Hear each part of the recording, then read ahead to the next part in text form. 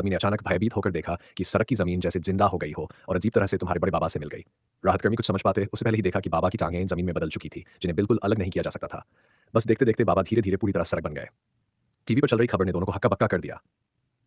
धरती पर एक अजात वायरस फैल चुका था। संक्रमित लोग आसपास की वस्तुओं से जुड़कर उसी में बदल जाते थे। अभी तक इसका कोई इलाज मौजूद नहीं था। दुनिया पर मानो प्रलय छा गई हो। पता चला कि शुरुआती लक्षण यह है कि शरीर पर छोटे छोटे मांस के दाने निकलने लगते हैं। जैक ने तुरंत खुद की जांच की, फिर आवर्धक शीशे से अपनी प्रेमिका लॉरा को भी देखा। पक्का कर लिया कि वह भी ठीक है। तभी जाकर उसने चैन की सांस ली। जैक मौत का इंतजार नहीं करना चाहता था। अगली ही सुबह उसने सारे दरवाजे और खिड़कियां बंद कर दी और पूरे घर का कीटाणुनाशन कर डाला। लेकिन वायरस की रफ्तार कल्पना से भी ज्यादा थी। दुनिया भर में संक्रमितों की संख्या बढ़ती चली गई। लोगों ने क्वारंटाइन सेंटर बनाए और नागरिकों को सख्ती से घर से निकलने पर रोक लगा दी। शुरुआत में जैक को लॉरा के साथ अकेले रहना अच्छा लगा, लेकिन कुछ ही समय बाद अपार्टमेंट की बिजली चली गई। घर बिल्कुल सुनसान और सन्नाटे में डूब गया। सौभाग्य से जैक ने साइकिल को जनरेटर में बदल लिया था, जिसे पैडल मारते ही बिजली बन जाती थी। इससे बिजली की समस्या कुछ समय के लिए हल हो गई। लॉरा कंप्यूटर से बाहरी हालात देखना चाहती थी, लेकिन उसे पता चला कि इंटरनेट भी बंद था। अचानक उसके पांव में चुभन हुई।